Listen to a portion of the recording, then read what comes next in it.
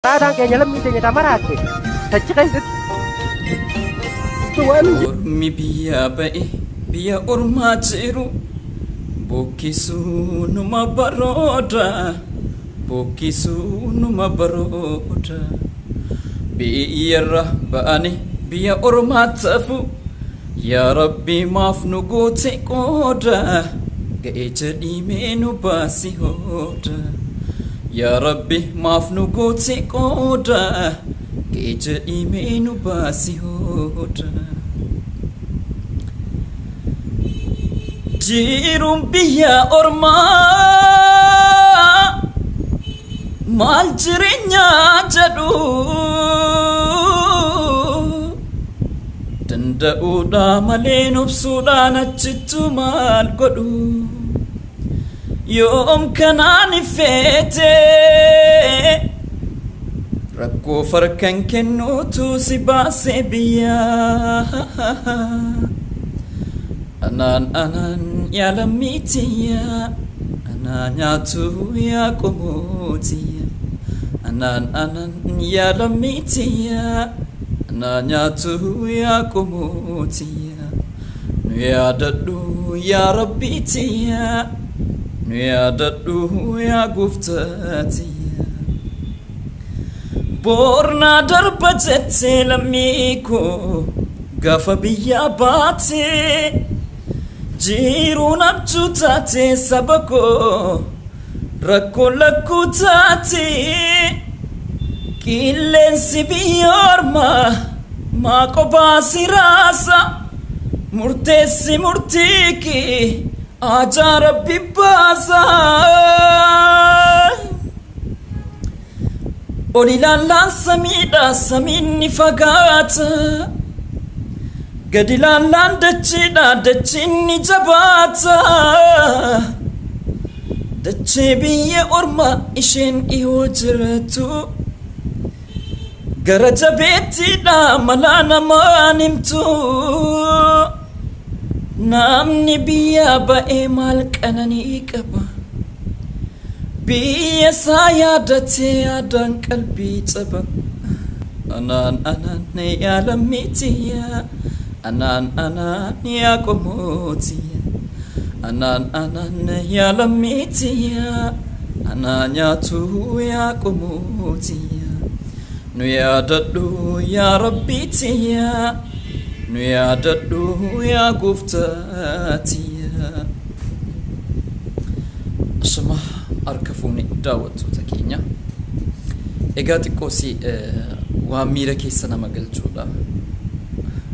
Uummanni biyya keenya biyyaas ba'ee akkatti jiraatuun qabu biyya isaa keessatti jiraachuu dadhabee gaafa biyya ormaatti baqatee jiru biyya ormaatti immoo rakkoo isa caalu kaan qurxummiidhaaf galaa ta'e kaan reeffa isaa allaattii nyaattee manni halakkaa'u bakkeen halakkaa'u baraan halakkaa'u ilmaan Oromoo bakkeetti dhuman.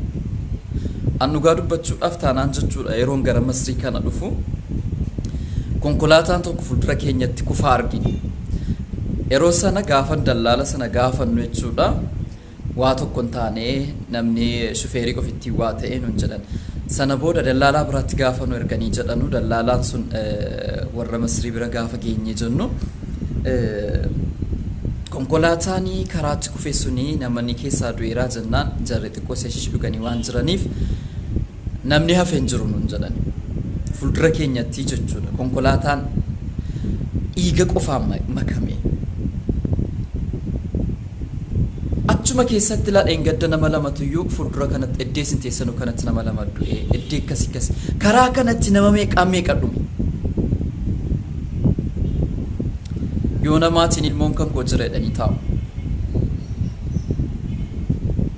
kaan baraa kana keessatti meeqatuyyuu dheebuuf gubaa dadhabee karaatti fe'aa jiran karaan kun lafee ilmaan Oromoo qofitti lafee ilmaan Itoophiyaa qofa hundisaa mee kun amma yoomiitti mootummaan dhufaa darbaa lammii isaatiif dhaabbatu tokkittiin argine mayonaatti mootummaa Mallas Wayya Haile Maariyaam yoo yaadattan ta'ee jedhe akka Suudi Arabiyaa keessatti ilmaan namoonni hedduun qabamanii jennaan jabaatee akka jara biyyatti galan godhe. Mootummaa inni kun har'a ijoollee Taadaan as keenya keessa lammii fichuu keenya kana maraate. ilaalaa mi'aa jira. Tachi keessatti. Waan hin jiru. OBN miidiyaa uummataa miti maaliif rakkoo keenya irraa dubbatti nuti Oromoo miti deegaa mangistii miti nuti akkamitti abata takkaa wayii hidhamna as keessatti rakkoo tokko malee badii tokko malee nama saamuu hin baane nama hattuu hin baane. ለገንዘቡ ብቻ ነው እንዴ ሰው የሚጨነቀው? ለህዝብ አይጨነቅም? የኢትዮጵያ ሰው ግን ለምንድን ነው ህዝቡ በቃ ለባለስልጣን ብቻ ነው እንዴ ሰላማዊ ሰልፍ እየወጣ የሚዘፍ ነው የሚሞዝቀው? ብዙ ወገኖች ብዙ ወንድሞቻችን ያበዱ ነቅለዋል። በቃ ያበደ ሁሉ አብዷል። አይምሮ ትክክል የሚሰራ የለም። ኧረ እባካችሁ ድረሱልን። ኧረ እባካችሁ ሀገራችን አፈቀድ ልጅ አለን ሚስት አለን። ልጅና ሚስት የታዩ አመት ከሁለት ወሮች እንዴት ነው የምታስቡት? ኧረ እባካችሁ ድረሱልን። Mana hidhaa kana keessa waggaa takkaa fi baatii sadii jira. Riyaad irraa kaasaniiti, harki irraa na kaasaniiti, haayir na buusanii, haayir irraa fuudhanii ni galtan jechuun jidda na fidan. Digale kanaafuu namni gartee Riyaad bakki irraa galu jiraatanis Suudi Arabiyaadha mootummaa biraatii miti. Riyaad mootummaa biroo taatee jidda mootummaa biroo taane bakki itti lammii san galu jirtus gartee Itoophiyaadha. Mootummaa fudhachuu jirus Itoophiyaadha. Kanaafuu nuti baatii torba duraatti viidiyoo waraabaa turre iyyaa turre jidda namni dhufee har'a waggaa nuti takkaa mootummaa sila garree ambaasii sila garree rakkoo meeqa maraata ambara torba yookaan tokkotti torba maraata na bira maraate kanii fuudhee ambara torba geessee maraataan keenya lammii keenya mootummaa kana maraate gaafannee jennu imbaasii keessatti hojii hojjetaan jiru imbaasii keessatti iyyadhaan hin jedhu imbaasii waa tokko namni dhufee karaa kana beenu ilaalee jiru jechuudha. Baay'ee takka dararamu jirraa rakkatu jirraa kana duras liivii kana waraabu turre akkuma yaada ta'u argaa turtan wallaahi bulchinaalee ta'ee jira. Baay'ee takka namatti dhaga'ama yaa uummata Oromoo mangistiin qabdu miidiyaan qabdu nuti akkamitti miidiyaadhaaf akkamitti mangistiidhaaf akkamitti biyya kana keessatti dararaamna amala takka wayi haadha kiyya yaadne ilmoo kiyya yaadne haadha manaa kiyya yaadne rakkootaa kiyya oomsee wallaahi uummata tokko nama rakkoochuu adda tokko dhabdee hundi keenya iyyuu waggaa jortaa qaama inni shortaa amma imbaasii keessa sirrii ciise waan goonu hin qabnu dura barakaatiin jiru sinin jechuu turre barakaatiin jiru jennee sin sobuu turre amma waan sin sobu tokko hin qabnu imbaasii keessatti sirrii ciise imbaasii keessa hin gaafadhaa nuun jedhan OBN miidiyaa uummataa miti maaliif rakkoo keenya irraa dubbatti nuti Oromoo miti deegaa mangistii miti nuti akkamitti abata takkaa wayii hidhamna as keessatti rakkoo tokko malee badii tokko malee nama saamuu hin baane nama hattuu hin baane rakkoo tokko malee waggaa hamma kana kan hidhamuu jirru maal yaa uummata Oromoo sin nu maaf nun birbanne miidiyaan maaf nun birbanne maal goone nama maa takka hin goone baay'ee miira keessa galeetiin jedha waan hin jedhee dubbatu qabu yeroo darbellee uummanni liibirratti nu aanus dirtan galtan nu seetan isinillee nuti hin galle as wajirraa nuti uummatu wasani iyyinee namatti man dhabne lammii itti man dhabnaan dhiisu amma immoo yoo dubbannee fala argina jennee ofirraa dubbachuu jirra yoo dhageessan qaama dhimma ilaalatu nu gaan isin jedha assalaamu alaikum warahmatullahi wabarakaatu. Asiyoo mootummaa kan keenya ilaalaame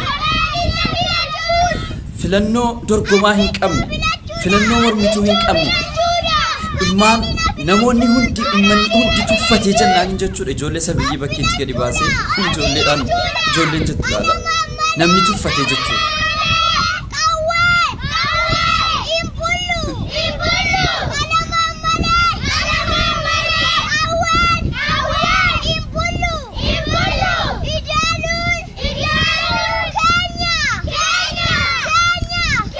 Isaan filannoo uummanni quba hin qabne mootummaan addunyaa quba hin qabneefiyyuu duulana filadhaa irra jiru.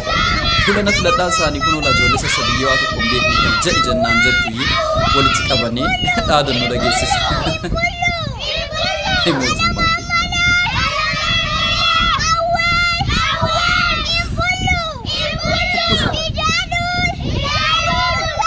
guyyaan hin dhufa. Absur lama. Rabbiin isin cinaa dhaabbatu maal jenna akkuma argitan miidiyaan Oromooillee nu gatee jedhan miidiyaan nuti qabnu miidiyaa OMN miidiyaa hedduu qabna jarri yeroo akkanaa keessatti gabaasanii dhiibbaa irratti geessisuu danda'udha qabu yeroo amma mootummaan addunyaa mootummaa kana qabdee jirtu kana keessatti lammiileen baqattoonni lammii Itoophiyaa maalirraa akka jiran miidiyaadhaan gabaafamuu qaba kanaaf komiin obboleessi kan keenya sin komate dhugaadha sirreerra jira waan ta'eef dhimma kana bareessanii keessa gadi fagaatsanii gabaasuu danda'udha qabdu. waanu daawwattaniif galatooma. Nu keenya jennee si